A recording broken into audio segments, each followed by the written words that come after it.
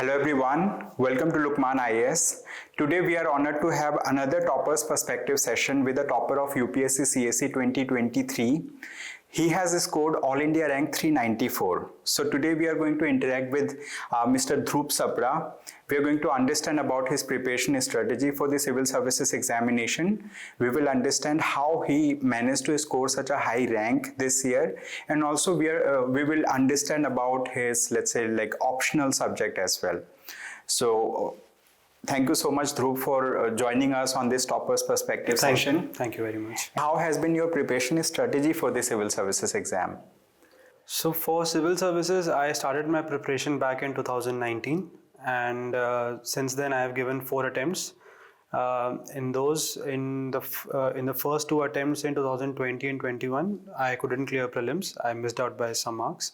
In 2022, I wrote mains, and in 2023, I got the final rank of 394.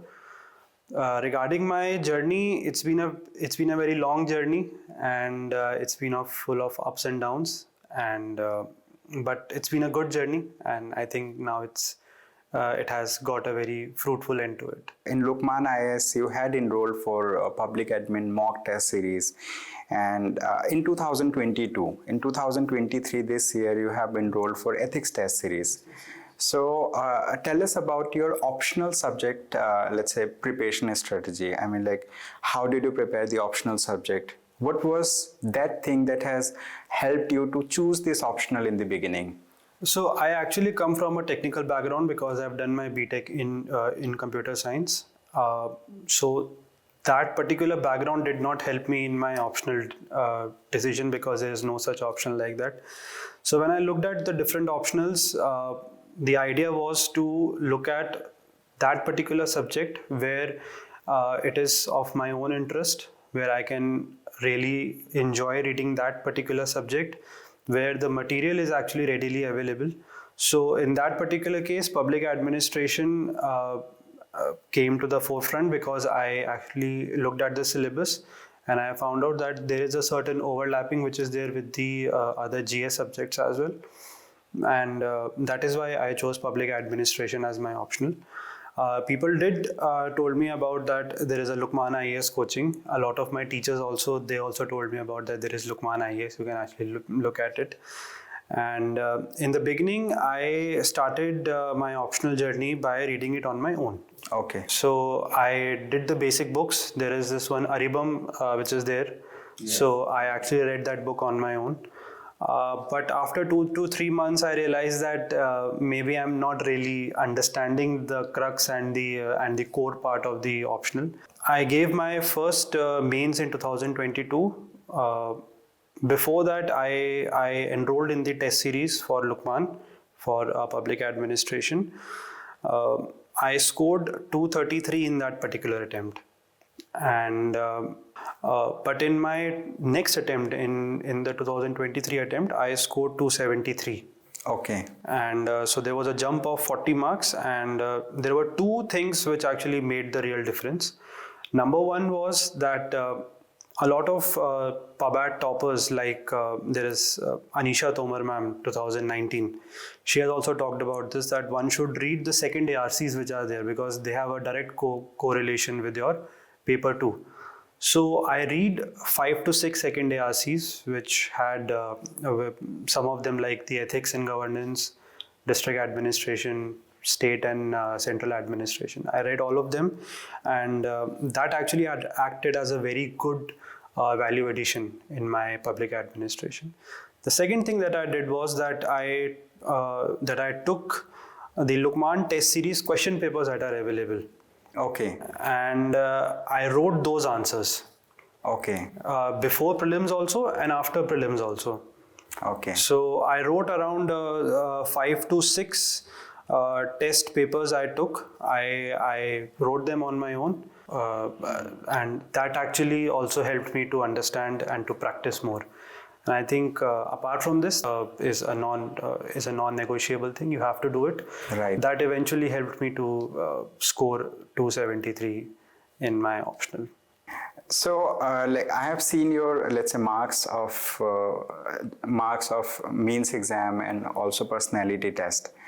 and you have got very high marks in the personality test. So, I mean, like, how did you prepare for the personality test after the mains exam? So my interview was on the second last day, on 8th of April. So I had that luxury that I was able to look at the transcripts or what the other people are going through into the interview. So, but when you are preparing for interview, I think the process is very simple. You have to focus on the important keywords that are there in your DAF. You have to prepare for your educational background. You have to prepare for your hobbies. And the most important thing is that when you are in that UPSC interview room, you have to be honest to yourself. You don't have to bluff in front of them. Try to be as honest as possible. Try to be as original as you are, because they are very experienced people. They would just catch the bluff if you are doing anything.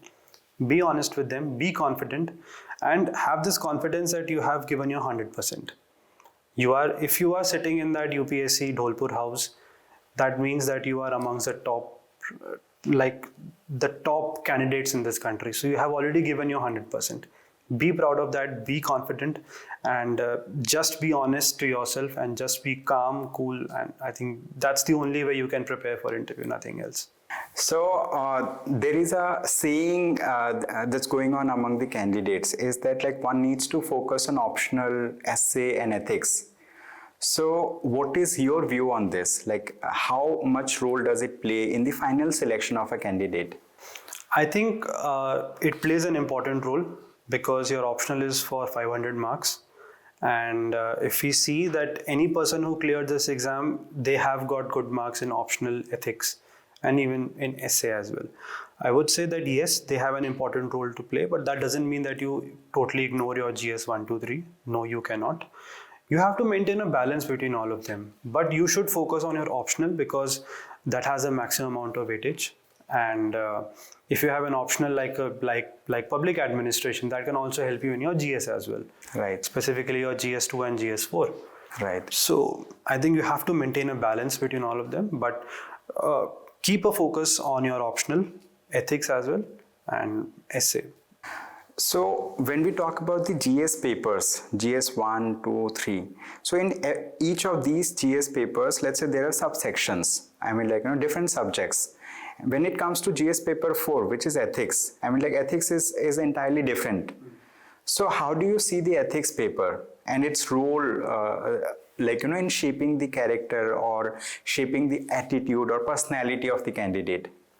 I think the most important role that the ethics paper plays is that, first of all, it makes you aware about these things. Like the foundational values that we have in our syllabus, it makes you aware that there are these values.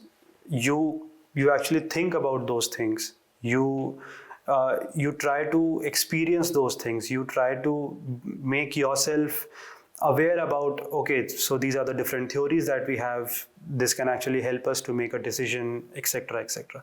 So I think ethics as a paper, it can help you to understand the different aspects that can actually help you in the future if you get into the civil services, and if not in the civil services, even in your daily life also. It can help you understand for example, what is emotional intelligence. Right. That we study. Now, emotional intelligence has a very important part to play when even we are preparing. Right. I have been through 2 failures in prelims. It's very important at that particular time that you have to manage your emotions, because Right. you are very, very vulnerable, especially just after your result. So at least the GS4 paper is making us understand that what that particular concept is. And then we can actually even use it in our real life. So I think GS4 is something which has a lot of application in our real life if we truly understand that subject and if we truly imbibe what is being taught in that. So what was the nature of the GS4 paper this year?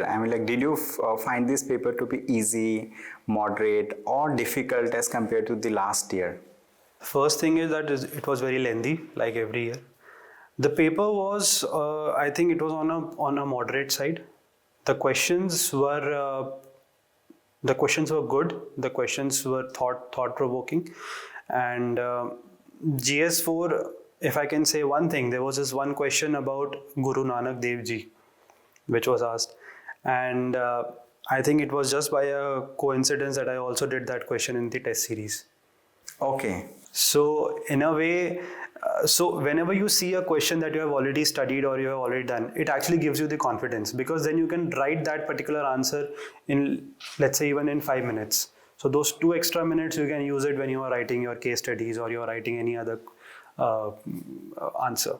So this year's paper, it was good. It was, I think, from the last year's perspective, it was on the moderate side, but like always, it was very lengthy and it was actually very thought-provoking as well.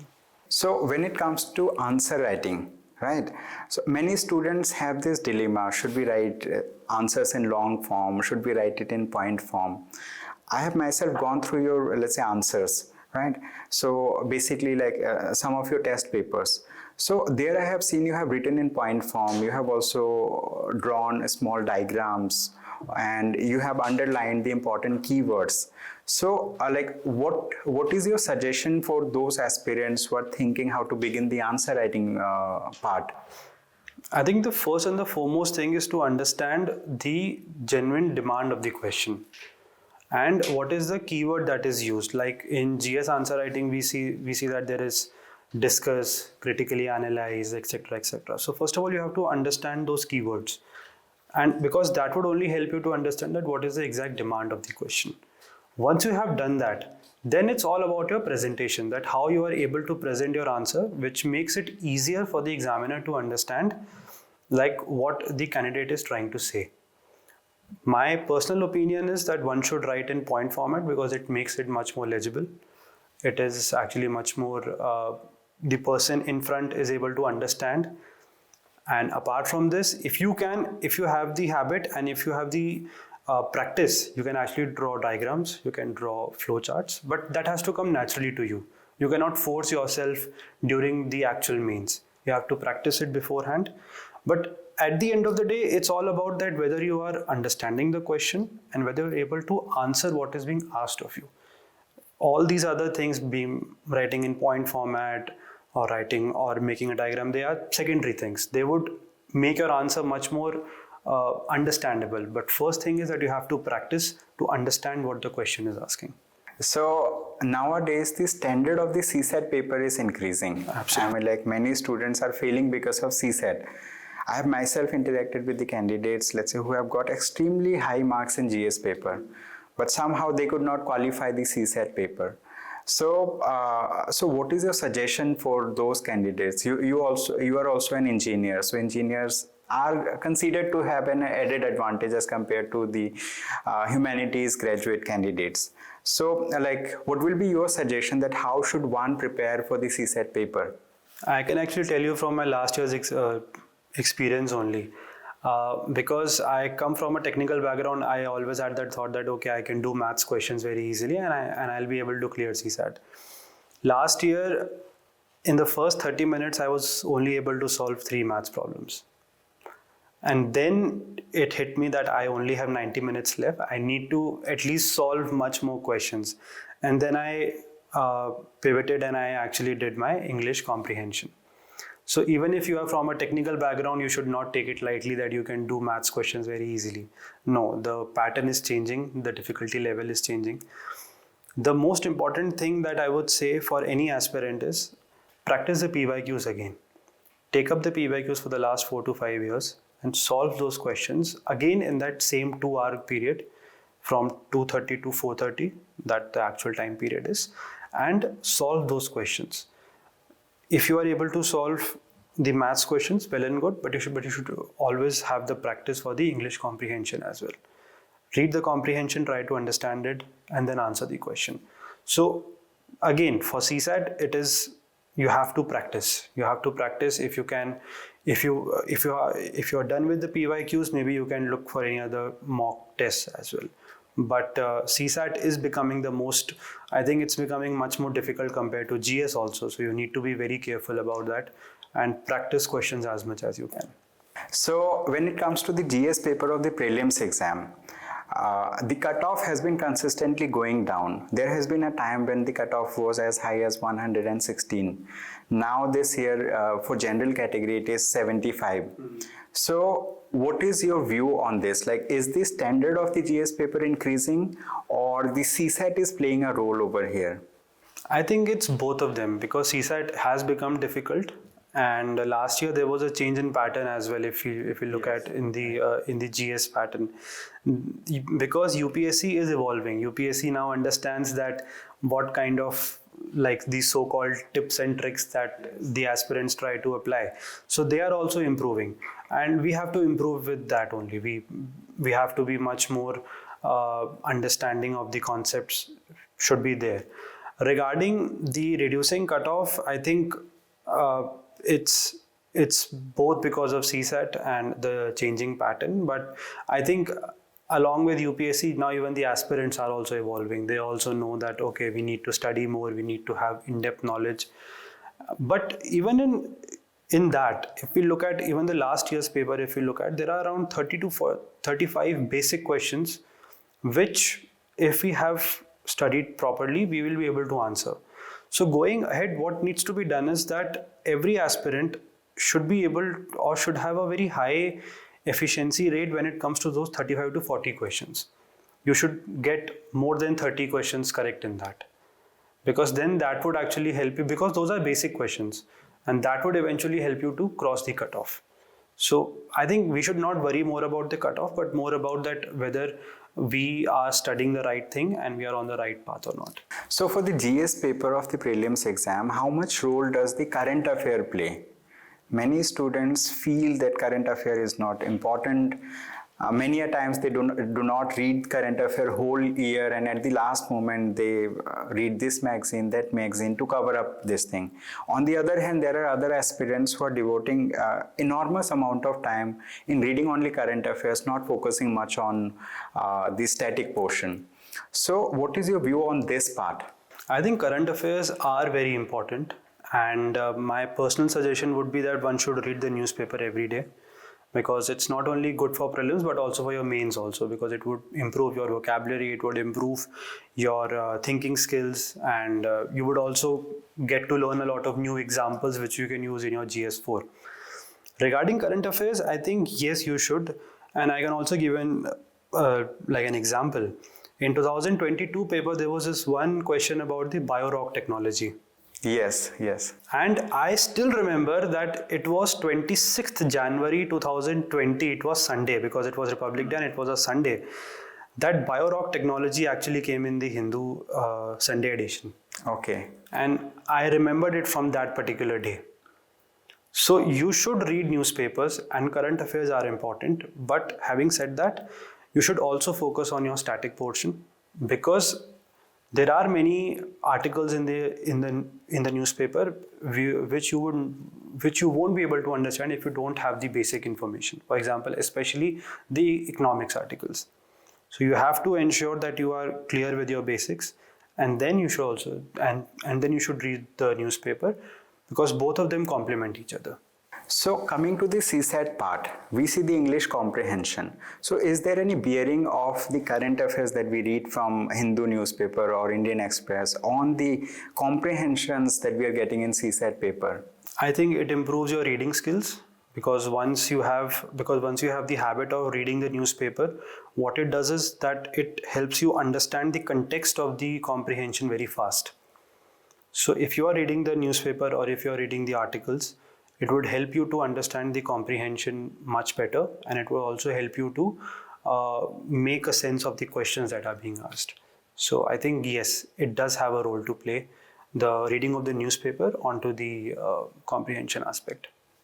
So the question is that what role does the test series play, like in let's say improving the answer writing practice of the candidates, or coming across new areas of the let's say questions or new areas of the paper? So what role does practice play, test series play in the prelims exam and also in mains exam? So there are two things. Number one is that it helps you to test yourself, whatever you have read, your knowledge aspect, etc.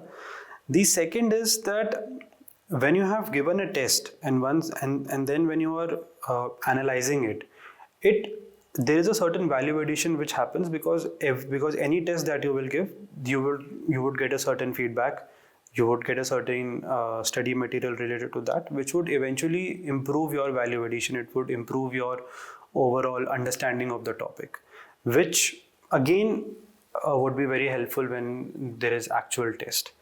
So mocks in a way help you to understand your weaknesses. It helps you to prepare for the real life exam situation, and thirdly the value addition aspect which takes place. So any let's say suggestion you would like to give to the candidates who are preparing for the civil services for the first time, who have entered into the preparation? I would say 4 to 5 things. Number one is these first 3-4 months are actually very important for you to build and create a momentum and then sustain it, because if you will have backlogs or if you'll create backlogs in the first 2 months, then it would be very difficult for you to catch up with those things. So number one, I would say that maintain the momentum in the first 3-4 months, because after that it would just take you ahead. Number two, never ever take the PYQs for granted. PYQs for all prelims, mains, etc. Number three is before you start your preparation, you should look at different toppers or you should look at different talks and everything. But once you have made your own strategy, stick to it. Do not change your sources, do not change your strategies every other day.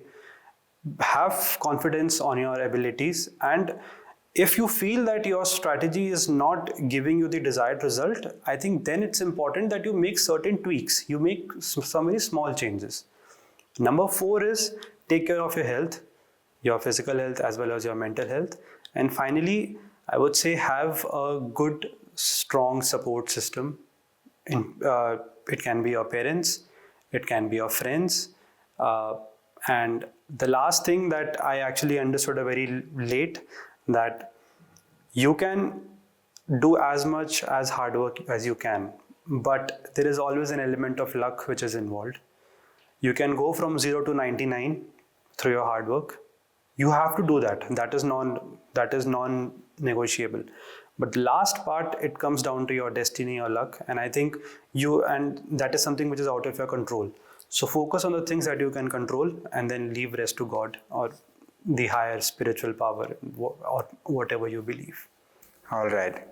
So any message that you have for Ansari sir? I have been a beneficiary of the public administration questions. I have watched his PYQ sessions on YouTube. They were also very useful. And the ethics test series that I used, again, very useful for this attempt. And I think I just have gratitude for the services that were provided, because in a way, they helped me to achieve what I have done. Right. So thank you so much for interacting with us today and sharing your valuable insights for the candidates who are preparing for the UPSC Civil Services exam. I hope the candidates will take a lot of, let's say, inputs from you. They're going to implement some of these strategies in their own preparation. So the thing is, like, the ideas can flow from here to the places that we cannot imagine at this point of time. And thank you so much for coming and interacting with us today. Thank you so much. Thank you.